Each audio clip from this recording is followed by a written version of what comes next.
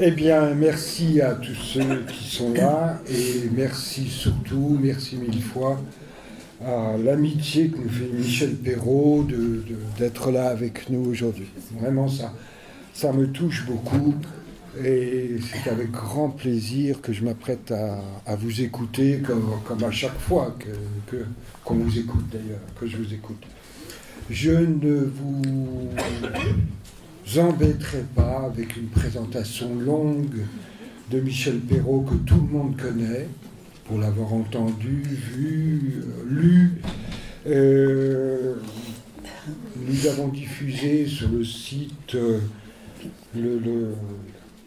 l'hommage que lui rend Philippe Artière. Lisez-le si vous ne l'avez pas lu, je ne ferai pas mieux. Je ne ferai pas mieux que ce qu'il a dit. J'ai découvert, donc je connaissais Michel Perrault, j'ai aujourd'hui encore découvert quelques-uns de ses livres, et comme je vous le disais quand nous nous sommes vus récemment, ce que je ne savais pas, c'est que vous étiez une dangereuse terroriste. Depuis votre plus jeune âge, vous militez. Vous vous faites passer pour une historienne, vous ne vociférez jamais, vous travaillez avec sérieux, vous faites connaître vos travaux, vous avez un talent pour ça. Et en fait, vous avez depuis l'après-guerre, depuis les années 50, pulvérisé avec quelques copines quand même. Quelques copines et quelques copains. Beaucoup de copines, quelques copains. Vous avez pulvérisé le Code civil. Vous avez littéralement pulvérisé le Code civil en permettant aux femmes d'avorter, de prendre la pilule, d'avoir des enfants toutes seules. Bref, nous en sommes aujourd'hui, je ne sais pas s'il faut dire grâce ou à cause de vous, au fait que les femmes peuvent avoir non seulement un enfant toute seule, ça c'est vieux, mais qu'en plus, elles peuvent aujourd'hui avoir ce qu'on appelle une PMA, procréation médicalement assistée, alors qu'elles sont seules. Il y a eu il y a quelques jours un article dans Le Monde sur les femmes solo qui font faire des PMA, alors qu'auparavant elles allaient en Espagne ou je ne sais où. En France, là, cette loi, puisqu'il s'agit de loi, cette loi est relativement récente. Vous me rappeliez que c'était la fin du quinquennat précédent de Macron, donc c'est vraiment très récent. On peut se demander quelle va être l'étape suivante, peut-être nous en parlerez-vous, mais il est certain que depuis que vous militez, beaucoup de choses ont changé et on a vu se vérifier finalement vous nous direz ce que vous en pensez. On a vu se vérifier l'affirmation de Françoise Héritier disant que la grande rupture anthropologique était le contrôle et la maîtrise de la procréation par les femmes. C'est maintenant une chose acquise. Et ça a certainement des conséquences incalculables. Et on n'a pas fini d'en voir les effets. Voilà, donc nous allons parler de beaucoup de choses. Avec la générosité, la curiosité qui vous caractérise.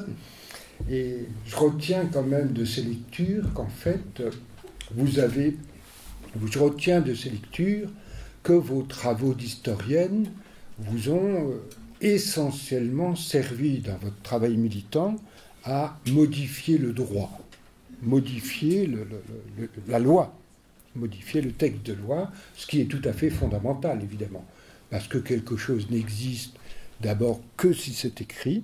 Peut-être nous parlerez-vous de ça, de la fonction, de la tâche de l'historien, écrire, et une fois que c'est écrit dans l'histoire, il faut encore l'écrire dans le droit. Parce que votre combat, finalement, est toujours le même depuis le début. Vous vous êtes intéressé à la guerre d'Algérie, aux femmes, aux prisonniers, aux colonisés, bref, à toutes les figures de l'oppression. Et toujours avec la même boussole, faire en sorte que les êtres humains aient les mêmes droits, qu'il n'y ait pas d'inégalité de droits. Il me semble que c'est ça votre boussole dans votre travail de toute une vie. Voilà, et donc ça c'était la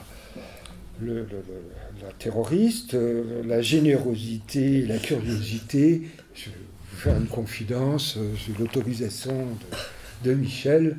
Votre curiosité va jusqu'à vous faire aller voir le film Barbie qui vient de sortir récemment et beaucoup ont vu, peut-être d'autres n'ont pas vu, mais ça montre à quel point votre champ d'intérêt est et reste vaste et ouvert.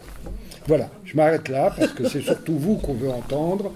Je vous cède la parole, j'ai 1000 questions à vous poser, mais je vous cède d'abord la parole.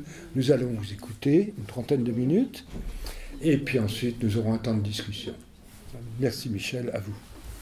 Merci Marc, voilà. Je ne ferai aucun commentaire sur votre présentation, peu importe.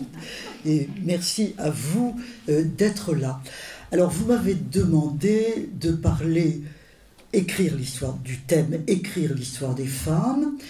Dans une dernière conversation que nous avons eue ensemble, vous m'avez dit, mais ce qui nous intéresse surtout, c'est écrire, l'écriture.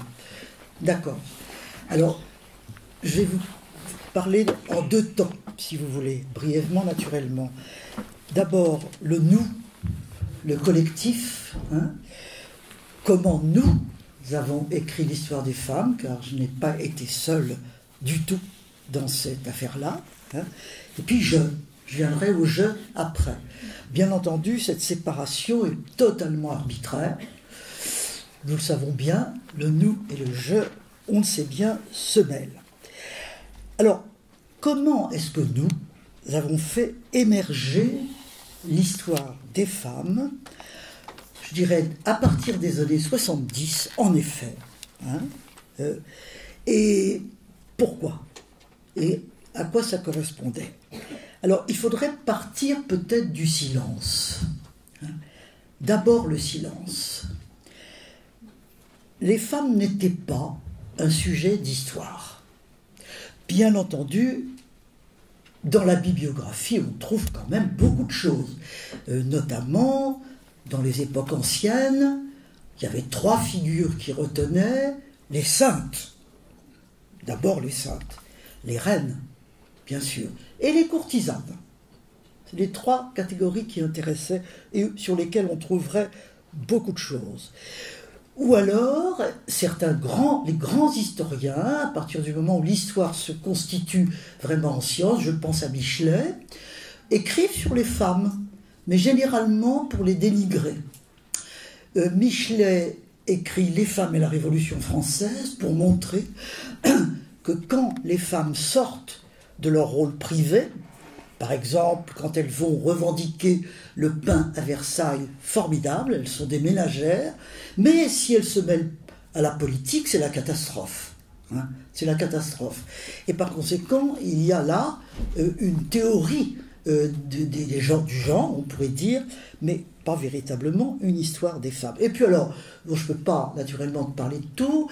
Après la Deuxième Guerre mondiale, il y a des gens comme Edith Thomas, que certainement vous ne connaissez pas, qui était une femme engagée, en effet, dans la résistance, etc., et qui, au lendemain de la guerre, a publié des livres, surtout sur des figures de femmes.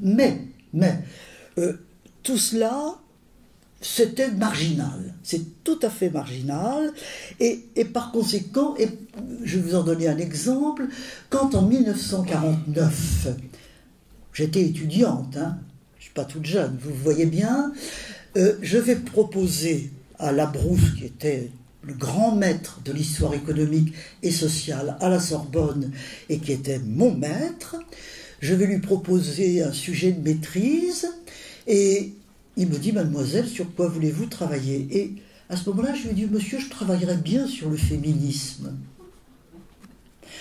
Le Deuxième sexe venait de paraître, 49, et je ne l'avais pas encore vraiment lu, mais quand même, je l'avais vu. Mais je me rends compte que je lui ai proposé ça un peu comme une provocation. Très gentiment, il m'a souri. Oh, il m'a dit, mademoiselle, vous ne ferez pas carrière avec ça.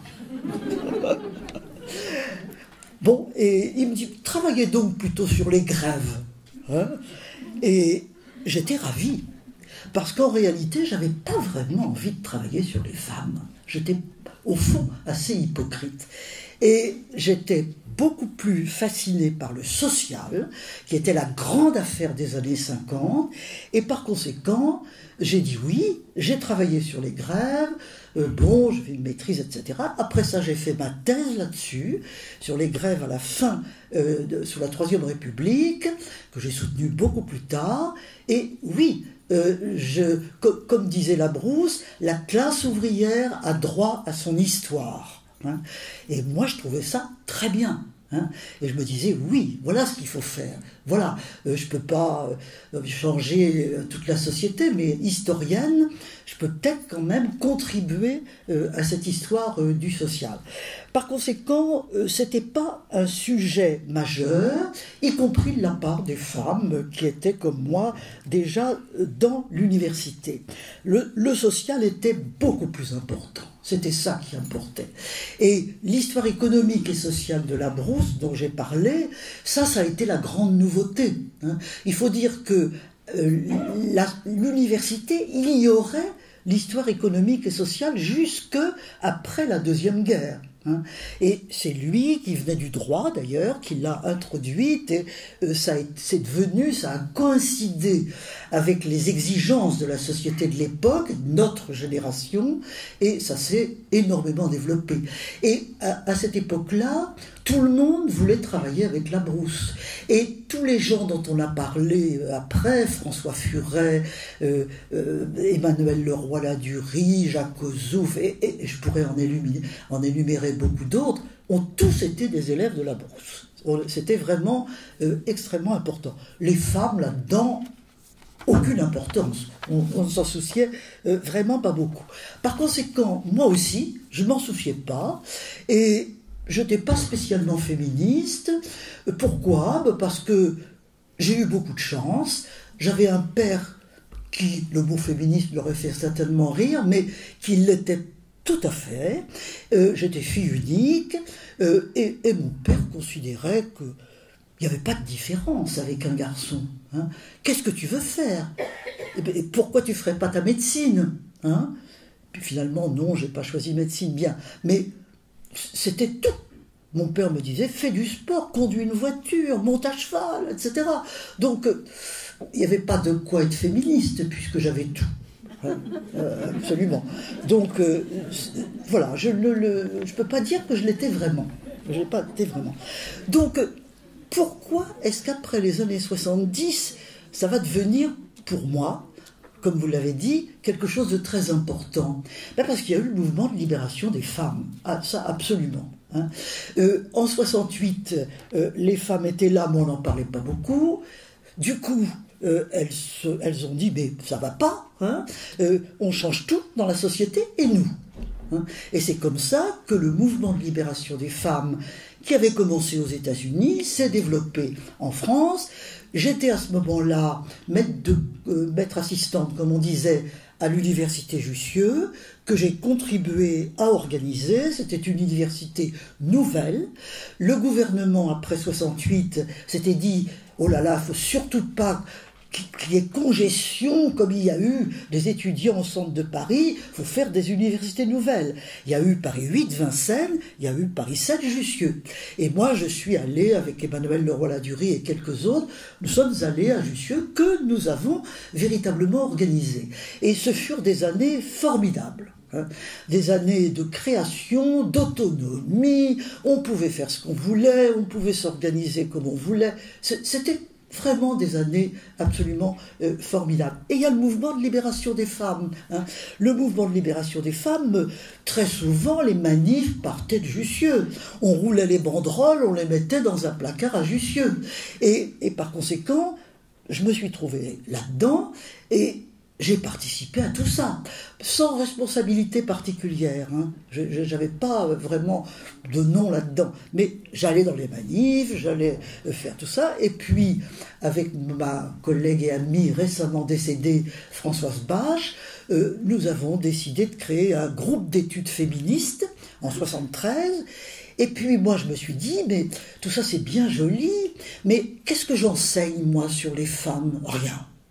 hein. Ben, je me suis dit, voilà, hein, il faut que changer, il faut que je change, il faut que je change. Et au fond, ça a été mon chemin de Damas, de ce point de vue-là. Et à l'automne 73, j'ai proposé, ça a été très aisément accepté, il n'y a eu aucune bagarre, un cours sur les femmes ont-elles une histoire. Voilà. Et comme nous n'avions, avec deux autres de mes collègues, Pauline Schmitt et Fabienne Bock, et comme nous n'avions pas de matériaux, bah on a dit, mais qu'est-ce qu'on va faire ? Qu'est-ce qu'on va raconter ? Eh bien, on va poser la question.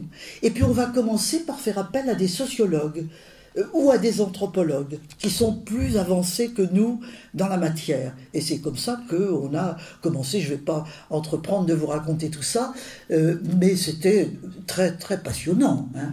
Le cours a eu énormément de succès et ça a été le début d'un processus tout à fait intéressant. Je donnerai simplement dans ce parcours écrire l'histoire des femmes 3 dates qui sont un peu comme des jalons. Le cours de 73 dont je viens de parler. 10 ans après, en 83, on tient à Saint-Maximin, on choisissait bien nos lieux quand même, on fait un colloque. Une histoire des femmes est-elle possible, hein ? Vous voyez la nuance. On ne doute plus que les femmes aient une histoire, mais comment l'écrire ? Est-elle possible ? Et dans ce colloque qui réunissait toutes les historiennes, et les historiens aussi, il y avait des hommes, qui s'intéressaient à la question, on se posait la question des sources, de la chronologie, de la présence du moi, enfin vraiment énormément de questions pour écrire l'histoire des femmes. Et justement, il y avait des hommes, vous avez certainement entendu parler d'Alain Corbin, par exemple. Bon, ben là, Alain Corbin était là, et Roger Chartier, Jacques Revel, enfin, nous avions des alliés, hein, et nous n'étions d'ailleurs pas du tout en lutte contre les hommes, pas du tout. Et voilà une deuxième date. Et puis 10 ans après, ou à peu près, en 91-92 très exactement, nous publions, toujours cette même équipe, mais dirigée par Georges Duby et moi-même, Histoire des femmes en Occident. Hein. Cette histoire des femmes en Occident, de l'Antiquité à nos jours, par conséquent un gros travail, 5 gros volumes, bon, et qui a été une entreprise tout à fait considérable. Je vous dirai juste un mot. D'abord, il est intéressant de voir que la proposition est venue à l'origine d'un éditeur italien, La Terza. Et pourquoi ? Parce que La Terza avait traduit en italien une histoire de la vie privée que Georges Duby avait dirigée, où j'avais moi-même dirigé un volume à sa demande, et ça avait eu beaucoup de succès, et l'éditeur a dit à Georges Duby, « Oh, mais monsieur, est-ce qu'on ne pourrait pas écrire une storia della donna » hein. Georges Duby lui dit, écoutez, oui, mais dans ce cas-là, il faut demander à Michel Perrault. En effet, nous nous connaissions très bien, j'avais travaillé avec lui, etc. Et il savait que j'avais tout ce secteur en développement. Donc, je passe sur tout ça, mais moi, de mon côté, je me suis retourné vers l'équipe avec laquelle je travaillais. Nous faisions à environ une dizaine, hein, un petit séminaire autonome pour nous. Hein, parce que nous avions le sentiment de notre incompétence. Nous voulions nous approprier le savoir. Alors, dès qu'il y en avait une qui allait aux États-Unis, où il y avait beaucoup plus de choses, je disais, allez, tu ramènes de la biblio, tu ramènes des bouquins. Puis après, on lisait ça, on discutait, etc. Donc, c'était formidable. Alors, je leur dis, écoutez, voilà ce qu'on nous propose, une histoire des femmes. Oh, mes amis me disent, oh, tu n'y penses pas, Michel, écoute, franchement, non, tu te rends compte d'un truc, enfin, ça va être énorme, on a autre chose à faire, etc. Elle commence par refuser. Je dis à Duby, écoutez, non, voilà, on ne le fait pas. Duby me dit, mais vous avez tort. On vous fait une proposition tout de même très intéressante. Réfléchissez. Bref, je passe, parce que ça serait trop long, on finit par accepter, hein, on accepte. Mais je dis nous, parce que si cette équipe n'avait pas existé, on ne l'aurait pas fait. Il se trouvait qu'il y avait Pauline Schmitt en histoire ancienne, Christiane Clapiche en Moyen-Âge, Arlette Farge pour l'époque moderne, Françoise Thébault, qui était une doctorante avec moi pour l'époque contemporaine, et moi j'ai dirigé le 19e siècle avec Geneviève Fraisse, la philosophe de Geneviève Fraisse. Donc il y avait une équipe, et cette équipe, on a travaillé ensemble, voilà. Alors bien entendu, on ne suffisait pas pour écrire ces volumes, il fallait faire appel à tous les gens en France et dans le monde occidental, hein, parce qu'on n'avait pas beaucoup d'autres prétentions, et finalement on a réuni environ 75 collaborateurs, hein, mais 75 collaborateurs dans les différents volumes, avec des femmes très formidables, hein, qui dirigeaient chaque volume, puis on avait des réunions collectives. Voilà, le nous est là. Voilà. On n'aurait pas fait ça si on n'avait pas été ensemble. Mais, alors, 91-92, les volumes paraissent, l'histoire du titre même est très intéressante. Au départ, la Terza disait « Storia della donna ». Moi, j'avais tout de suite dit à Duby, vous savez, nous, la femme, on ne connaît pas. Hein. Les femmes, si vous voulez, mais pas la femme. Hein. La Terza avait répondu oui, delle donne. Bon. Et puis, avec Pauline Schmitt, donc Histoire ancienne, on avait été invité, je crois que c'était en 88, quelque chose comme ça, à Genève, parce que le bruit avait couru, hein, à l'université du moins, qu'il y avait quelque chose sur l'histoire des femmes qui se préparaient. C'était drôle, cette affaire-là. Alors on nous avait invités à venir en parler, et on est venu en parler. Et après, dans la discussion, un jeune homme se lève, je pense probablement d'origine maghrébine, enfin, disons, la Méditerranée, un petit peu orientale. Et il dit, mesdames, c'est très bien ce que vous dites, mais vous dites histoire des femmes. Mais c'est les femmes en Occident dont vous parlez. Parlez pas de toutes les femmes dans le monde. Ce que vous nous avez dit, ça va pas. Hein. Oui, quand on est sorti avec Pauline, on s'est dit, il a raison. Il a raison. Et il faut appeler ça Histoire des femmes en Occident. Le lendemain matin, téléphone, Georges Duby, etc., etc. Bien sûr, il me dit, bien sûr, c'est très bien. Histoire des femmes en Occident. Donc vous voyez, même un titre, hein, Histoire des femmes, au pluriel, Occident, chaque mot a une histoire, en définitive, et voilà. Alors cette Histoire des femmes en Occident, eh ben, elle a eu un succès que nous n'attendions pas. Pourquoi ? Parce que c'était neuf, hein, c'était un peu étonnant, et par conséquent, oui, ça a suscité de l'intérêt, et je dirais ça a suscité un intérêt qui dépassait un petit peu les cercles universitaires, heureusement, parce que l'université elle-même était plutôt assez réticente, hein. En dehors des hommes complices dont j'ai parlé, la majorité trouvait que c'était quand même une drôle d'idée. Qu'est-ce qu'on allait faire avec ça ? Et eh bien, je me souviens qu'on avait publié chez Plomb, enfin, je pourrais raconter plein de choses, mais j'ai pas le temps, et chez Plomb, il y avait à cette époque-là, on était dans les années 90, on livrait encore beaucoup en tricycle. Et il y avait une femme très costaud, formidable, chez Plomb, qui livrait avec son tricycle. Et un jour, elle vient me voir, en embarquant le volume était paru, etc., etc. Oh, elle me dit, vous savez, vous pouvez pas savoir quand je suis contente quand je livre l'histoire des femmes. J'étais ravie. J'étais absolument ravie de penser elle n'était pas du tout une intellectuelle, pas du tout, mais elle se sentait complice. Voilà. Donc, cette histoire des femmes a eu en effet un certain succès. Bon, voilà, on ne va pas épiloguer là-dessus. Mais ce que je voudrais dire aussi, c'est que tout cela s'accompagne avec le développement d'un champ, comme dirait Pierre Bourdieu, comme aurait dit Pierre Bourdieu, un champ de recherche. Voilà. En effet, mon exemple, il y en avait d'autres, que c'est même pas un exemple, c'était analogue. Je pense à ma collègue Yvonne Kibler à Aix-en-Provence, je pense à Orlande Trampé à Toulouse, je pourrais en citer quelques autres qui étaient très convaincus et par conséquent qui proposaient aussi des sujets. Et je sais qu'à Paris 7, moi j'ai été assaillie de demandes, hein, assaillie de demandes de femmes, de quelques hommes aussi, qui demandaient des sujets, mais vous dites ça, mais il y a des recherches à faire, qu'est-ce qu'on peut faire, etc. Donc, sujet de maîtrise, thèse, hein, et progressivement, un champ de recherche s'est comme ça développé avec les autres universités, etc., etc. Je crois que ce champ de recherche maintenant est important, solide, avec des problématiques qui ont changé. Hein.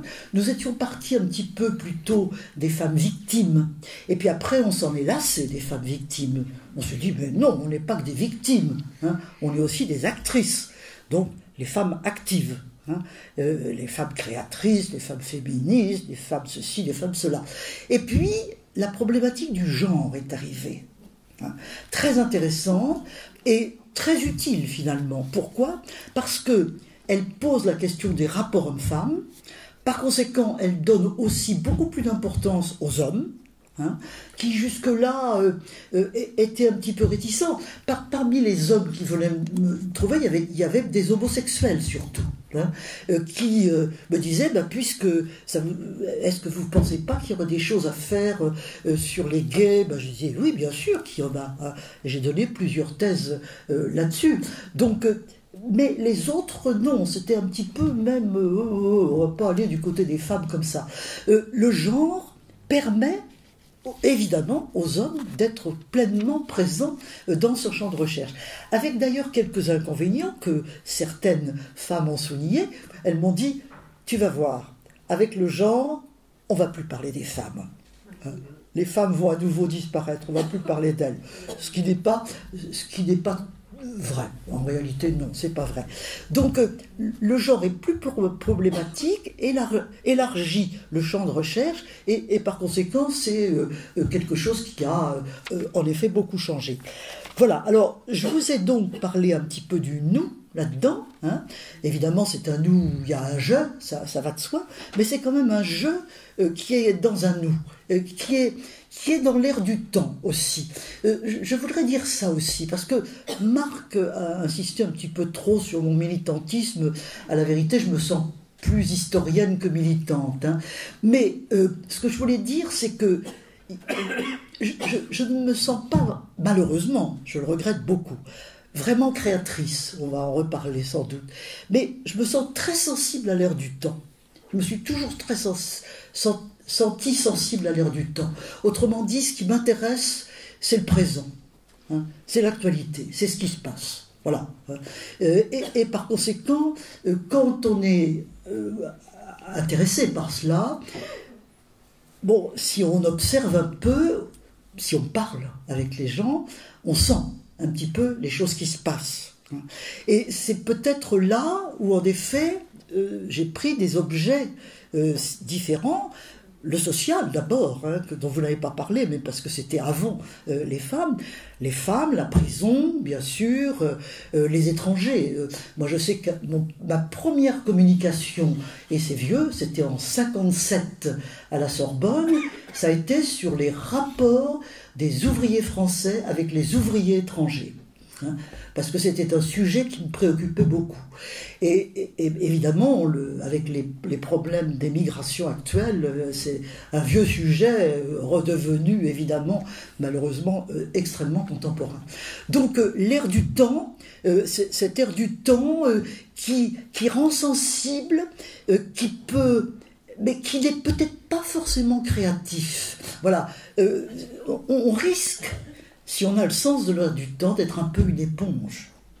Hein, d'être un petit peu une éponge qui absorbe les suggestions du présent, comme on disait dans les années 70, et en définitive, mais peut-être aussi que c'est le rôle de l'histoire. Hein, on va parler de l'écriture de l'histoire, qui est, oui, en définitive, l'historien est un traducteur.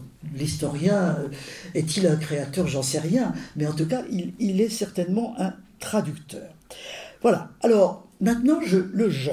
J'aborde plus directement ce je auquel, évidemment, vous êtes sensible. Et je le comprends. Qu'est-ce que ça a été pour moi d'écrire? Ça, c'est une question que Marc m'avait posée. J'ai réfléchi un petit peu, et pas tellement d'ailleurs, je me suis rendu compte que ça avait été pour moi, en effet, quelque chose d'important très tôt. Je me revois en 10e, je devais donc avoir à peu près 7 ans, quelque chose comme ça. Il y avait une rédaction, Et je me souviens d'avoir écrit. Le thème, c'était un mendiant. Pourquoi? Alors là, n'en demandez pas davantage. Le thème, c'était un mendiant. On avait un mendiant, il fallait écrire sur un mendiant.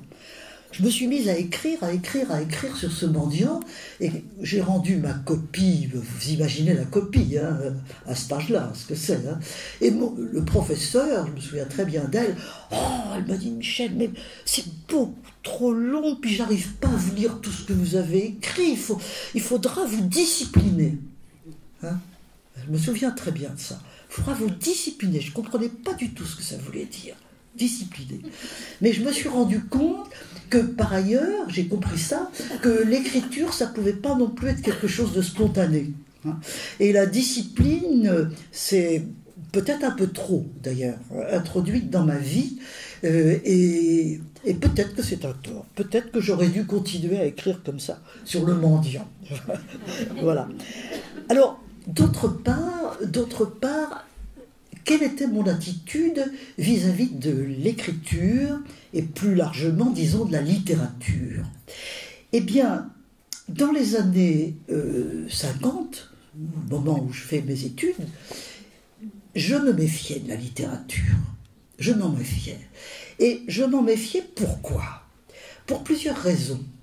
D'abord, je trouvais que la littérature, c'était futile. C'est idiot, hein, ce que je vous dis, c'est idiot. Mais je me considère comme idiote. Mais c'est ce que je pensais à l'époque. Pourquoi? Parce que j'avais vécu la guerre adolescente. Bien que ma famille n'ait pas eu de drame, et tout à fait privilégiée, la guerre, tout le monde l'a vécue. Mes parents, très mal. Mon père était commerçant, il ne faisait plus rien, enfin, il avait le cafard, il passait ses journées au lit, parce qu'il était déprimé. Hein. Et par conséquent, moi aussi j'ai fait une dépression à ce moment-là. Et par conséquent, sortant de la guerre, la littérature, mais je trouvais que c'était futile, que ça ne répondait pas justement au problème du temps. Par conséquent, je me suis dit, donc j'écarte la médecine, je vous en ai dit un mot tout à l'heure, mon père me poussait beaucoup vers la médecine, il aurait voulu faire ça dans son temps, mais lui il avait fait la guerre 14-18, alors quand il était rentré c'était hors de question. Et il me disait, mais tu devrais faire ça, c'est bien ça. Et puis j'avais consulté mon professeur de sciences nat dans le collège où j'étais. Oh, il m'avait dit, ma pauvre Michel, vous êtes bien trop nul en mathématiques.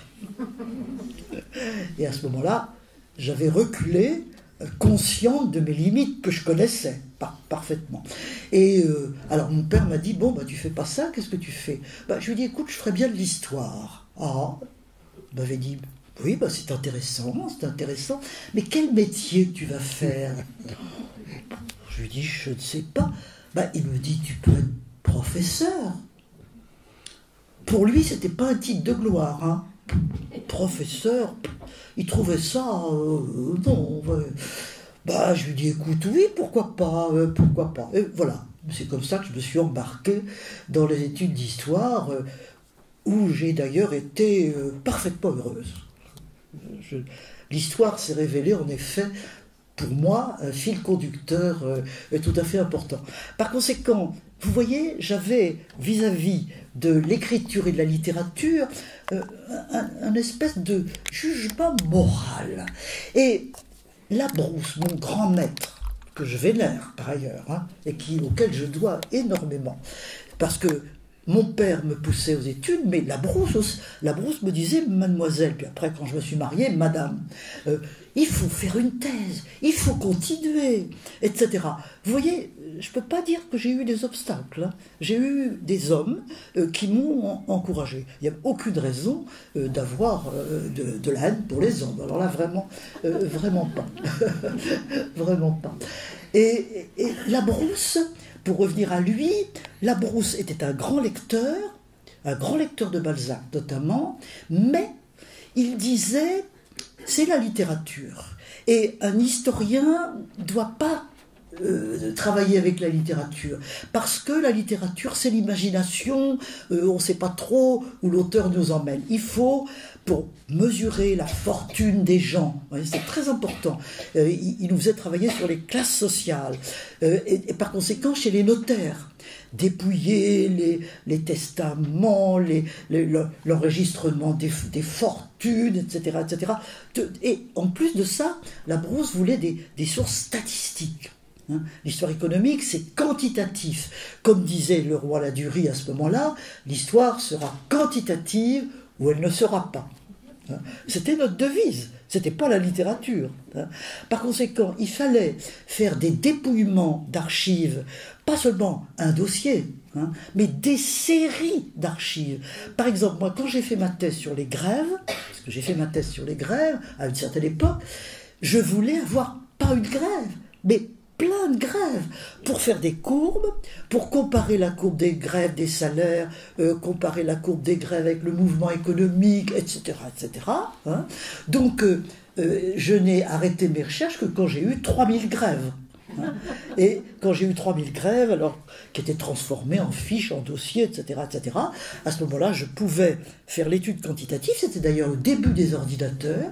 J'ai travaillé à ce moment-là, personne ne savait se servir des ordinateurs, dans les années 65, vous imaginez.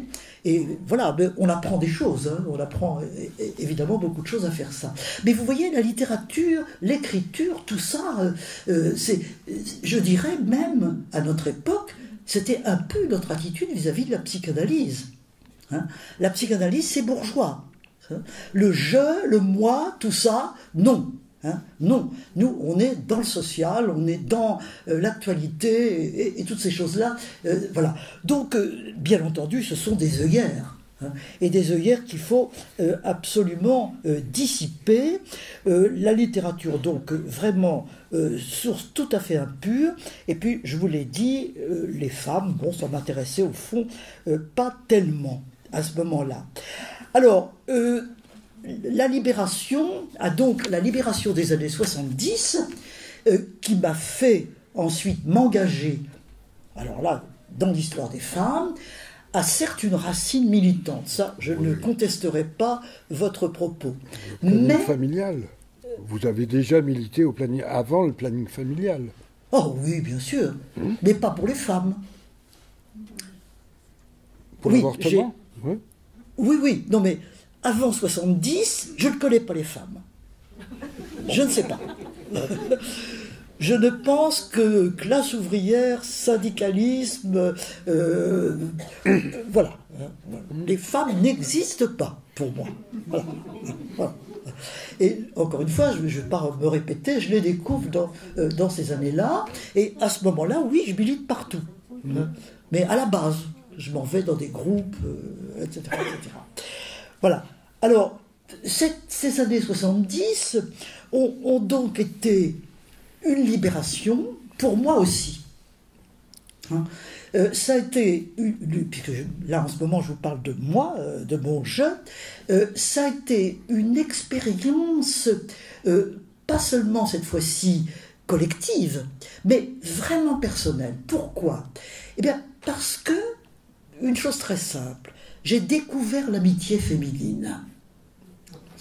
Bien entendu que j'avais des amis, hommes et femmes, peut-être même plus que d'hommes que de femmes. Pourquoi ? Parce que, c'est ridicule, mais je trouvais les femmes ennuyeuses. Voilà. Mes camarades de collège, je les avais complètement perdus de vue. Il y en avait d'ailleurs dans mon collège religieux dans lequel j'étais, il y en avait très peu qui avaient fait des études supérieures. Très peu. Il y en avait même, la plupart avaient même abandonné avant le bachot. Donc nous n'avions plus rien à nous dire. Je les avais complètement perdus de vue. Elles ne rêvaient que de se marier, et moi ça m'ennuyait. Je trouvais ça barbant. Donc les femmes, non. Le monde des femmes, non. Le monde féminin, non. Et j'étais même très injuste, parce que dans le couple de mon père et de ma mère, celui que j'admirais, c'était mon père. Je ne me rendais pas compte, ma mère était une femme très élégante, hein. Et elle, quand je lui ai dit que bon, ben, j'allais être professeur, oh, elle m'a dit, tu sais, mes professeurs de Fénelon, c'était des vieilles filles la plupart du temps. Elles se trompaient d'ailleurs, elles se trompaient. Et elles étaient toujours habillées en noir. J'espère que tu vas pas être comme ça. Voilà. Et j'avais envie de l'envoyer balader. Hein, non pas que j'avais envie de m'habiller en noir, mais je trouvais que c'était un discours futile. Donc, le mouvement de libération des femmes m'a fait retrouver les femmes. Voilà. Des amis, avec lesquels je faisais des choses, nous faisions des groupes. Je dois même vous confier que, si on peut dire, parce que c'est tout à fait public, quand, avec Françoise Bache, on avait fait le groupe d'études féministes en 73 à Jussieu, on s'était réunis et on s'était dit, est-ce qu'on admet des hommes? Ah. Eh bien, on avait voté. Moi, j'avais voté oui, parce que moi, je connaissais les hommes tout le temps. Mais la majorité avait dit non. Hein? Non, on n'admet pas les hommes, c'est uniquement pour les femmes. Et en définitive, je dois dire qu'on s'en est trouvé très bien. Je crois qu'elles avaient raison. Je crois que à cette époque-là, on avait des choses à se dire entre femmes. On avait des problèmes à aborder, étant donné les frontières de l'intimité à cette époque-là, les mots qu'on n'employait même pas. Hein. On ne pouvait pas dire ça devant des hommes, c'était pas possible. Donc, je me suis trouvé très bien de leur décision de non-mixité. J'ai vraiment profité de ce groupe et j'ai découvert les femmes, en définitive. Et ça a été pour moi une découverte vraiment importante, que l'amitié des femmes. Et puis, ma mère, voilà. Je me suis mise à réfléchir à ma mère et je me suis dit que j'avais été profondément injuste avec elle, que... Par ailleurs, mon père est mort dans ces années-là aussi. Enfin bref, je passe. Mais oui, j'ai découvert ma mère. J'ai absolument découvert ma mère et j'ai beaucoup réfléchi à elle, à son histoire, à ce couple d'amoureux. Mes parents étaient très amoureux et c'était formidable. Mais en même temps, malgré tout, amoureuse comme elle était quand même toujours celle qui assurait. Hein, elle travaillait avec lui, elle assurait. Mon père n'a jamais, tout féministe qu'il fut pour moi, il n'avait jamais rien fait dans la maison, par exemple. Ça ne lui serait même pas venu à l'idée de faire quoi que ce soit dans la cuisine, une petite course quand même de temps en temps, enfin, à peu près tout. Donc, ça a été donc, pour moi, une ouverture d'esprit sur le féminin, et non plus ce féminin dévalué, dont je redoutais l'emprisonnement. C'est ça, hein, être enfermé dans le féminin. Ceci étant, je dois quand même vous dire que ça a continué à me marquer malgré tout. Dans le féminisme des années 70, il y a beaucoup de discussions, il y a toujours eu beaucoup de discussions dans le féminisme, heureusement. Et il y avait deux grands courants. Il y avait un courant beauvoirien, universaliste, disons, et il y avait un courant beaucoup plus essentialiste, hein, et beaucoup plus, justement, littérature et psychanalyse, tout à fait. Eh bien, dans ce courant-là, moi, j'étais beauvoirienne. Hein. J'ai choisi plutôt le courant Beauvoir, le courant universaliste, et du coup, il y avait un petit peu une scission. Et quand on me parlait d'écriture féminine, par exemple, justement, là on revient à l'écriture, je me disais, mais non, il n'y a pas d'écriture féminine, il y a une écriture. Et après, les femmes font entrer peut-être quelque chose, mais je ne veux pas retourner dans ce monde des femmes dont je suis sortie. Voilà, hein, grâce au mouvement de libération des femmes. Donc, vous voyez, malgré tout, il restait en moi quelque chose de mes appréhensions d'autrefois. Alors, ceci étant, c'est une grande période de redécouverte, tout de même, à tout point de vue, absolument. Et au fond, ça m'a aidé à m'affranchir sur le plan personnel, à ouvrir un petit peu les horizons. En ce qui concerne l'écriture, je vous dirais que, d'une certaine manière aussi, l'âge m'a aidé. Hein. Au fond, vieillir, c'est pas drôle de vieillir du tout. Ça, alors, l'éloge de l'âge, tout ça, moi je ne ferai pas ça. Mais malgré tout, ça rend plus indépendant. Hein, quand on n'a plus de compte à rendre, etc., ça vous donne de la liberté. Et moi, je l'ai vécu un petit peu comme ça. Et du coup, comme au fond, j'avais largement rempli mes contrats vis-à-vis de l'université, l'écriture universitaire, etc., je me suis senti plus libre, et dans le choix de mes objets, et dans l'écriture elle-même. Par exemple, c'est à ce moment-là, un petit peu dans ces années-là, que j'écris plus sur le monde ouvrier, j'écris sur les femmes, beaucoup, beaucoup, à cause de tout ce qu'on vient de dire. Je participe évidemment à toutes ces entreprises collectives dont j'ai parlé, personnellement et beaucoup, mais d'autres sujets, par exemple, histoire de chambre. Histoire de chambre, je me souviens de Maurice Hollander, qui a été un grand directeur de collection au Seuil, me disant « Michel, j'aimerais beaucoup que vous écriviez pour moi ». Je lui dis « oui, je veux bien écrire pour vous, ça me plairait bien ». Mais il me dit « sur quoi ?» Bon, je lui dis comme ça, sur les chambres. « Ah ?» il dit « c'est un drôle de sujet ». Mais il me dit « c'est bien, allez-y, allez-y ». Allez-y. Ceci dit, j'ai mis beaucoup de temps à faire le livre sur l'histoire des chambres. Mais ça, c'était un sujet qui me permettait justement de sortir du public, d'entrer dans le privé, de croiser les rapports de sexe, évidemment, mais beaucoup d'autres choses. La chambre d'enfant, les âges, la cellule du prisonnier, la clôture, la chambre ouvrière, croiser le social. Est-ce que les ouvriers ont des chambres? Non, ils n'en ont pas pendant longtemps, etc. Donc, la chambre est un bel objet spatial qui me permettait de me libérer de toutes sortes de choses, tout en les croisant. Au fond, faire ce qu'on appelle maintenant de l'intersectionnalité, comme on dirait maintenant. Et puis, je me suis beaucoup intéressée à George Sand. George Sand, j'aime beaucoup cette femme, pour des quantités de raisons, et j'avais surtout découvert Nohant, qui est un lieu du Berry magnifique, sa maison à Nohant, et bon, j'ai fait beaucoup de choses là-dessus, elle m'est devenue tout à fait familière, heureusement elle a beaucoup écrit des romans, j'ai pas lu tous ses romans, loin de là. Par contre, j'ai lu sa correspondance, correspondance merveilleuse, 26 volumes de correspondance, etc., et des agendas aussi, où elle notait tout ce qu'elle faisait au jour le jour. Donc une littérature de l'intime, du personnel, absolument fabuleuse, dont je m'étais emparé déjà depuis longtemps, ne serait-ce que pour écrire sur l'histoire de la vie privée, qui a été également un des sujets qui m'a beaucoup occupé. Par conséquent, il y a toutes sortes de choses qui se libèrent pour moi, et d'autre part, l'écriture elle-même. C'est vrai que en faisant tout ça, l'écriture prend de plus en plus d'importance. Pourquoi ? Parce que, au fond, écrire, c'est communiquer. Un historien, il fait des recherches, et puis ensuite, il a envie de les communiquer.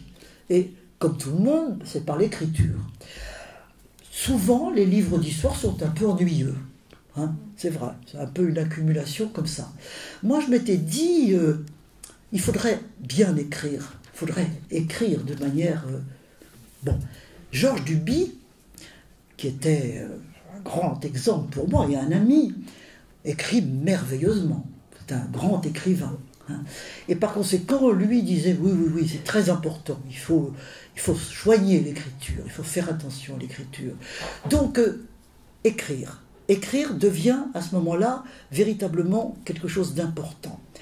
Maintenant, il faut quand même se dire, et là je voudrais réfléchir une seconde avec vous, sur qu'est-ce que c'est que l'écriture pour un historien. C'est pas la même chose que l'écriture d'un romancier. Un romancier, lui, il crée son objet. Il crée ses personnages. Il les emmène où il veut, ou quelquefois les personnages l'emmènent aussi, lui. Mais il trame son histoire. Un historien, c'est pas ça. Un historien, il a fait des recherches, il a été dans les archives ou autre chose, il a fait des fiches, il n'y avait pas d'ordinateur hein, dans ma jeunesse, donc c'est forcément sur papier, avec des petits dossiers, des petites fiches comme ça, tout ça accumulé. Il a ça sur sa table, il construit son objet, et il va ensuite transcrire tout cela, incorporer les notes qu'il a prises dans la trame qu'il va faire.